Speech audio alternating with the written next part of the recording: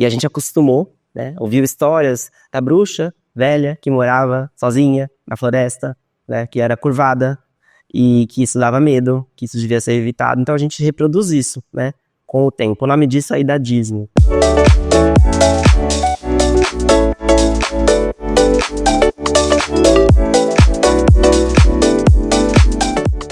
Rafael Linhares. Por que é que a pessoa idosa é invisível? A pessoa idosa é invisível porque ela é invisibilizada. E é por isso que a gente colocou uma pessoa na frente da idosa, porque o critério etário e a idade não pode ser maior do que a pessoa nunca.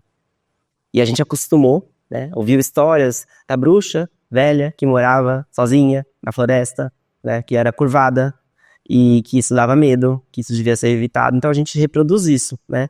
Com o tempo. O nome disso é idadismo. Um gerontólogo inglês chamado Gerald Butler fala sobre isso, inclusive num relatório super recente da OMS. O idadismo já está enraizado. Preconceito relacionado com a idade ou faixa etária, não só o idoso, a criança, o adolescente. Quantas vezes a gente não fala, tá naquela idade, né? É difícil de lidar.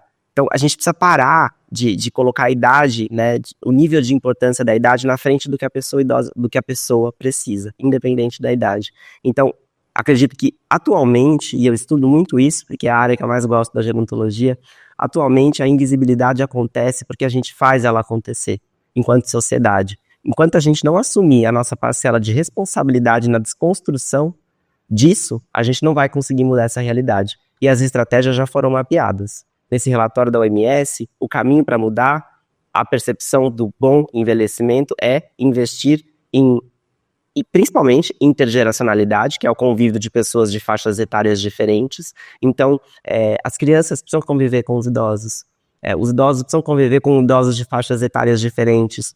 Os adolescentes precisam conviver com os idosos para que criem vínculos significativos que não vão se perder com o passar do tempo, né? Quando a gente fizer isso e tornar disso uma rotina, falar de envelhecimento nas escolas, por exemplo, é um começo de mudança. A base está nas crianças, no envelhecimento que vem do conhecimento. Então, se eu sei o que esperar do envelhecimento de verdade, primeiro eu paro de ter medo, né? Porque você falou em algum momento aqui na nossa conversa, eu jogava a bola ali e eu sabia que ali tinha alguns idosos, imaginava sempre uma pessoa cadeirante. Por que você imaginava uma pessoa cadeirante? Só porque ali tinha idosos. É porque esse estereótipo está cristalizado. Então, assim, a melhor alternativa para quebrar o idadismo, que é hoje a nossa principal força. O conhecimento é superpoder, né? Então, é compartilhar, é aproveitar espaços como esse para diminuir esse preconceito.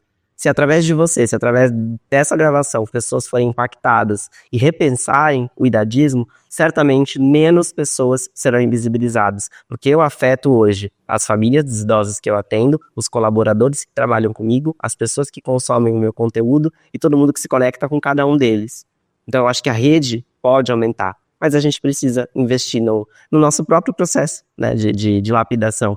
Quem nunca, né, no trânsito já viu o idoso dirigindo e aí ele fez algo que você não considerava errado e falava, tinha que ser.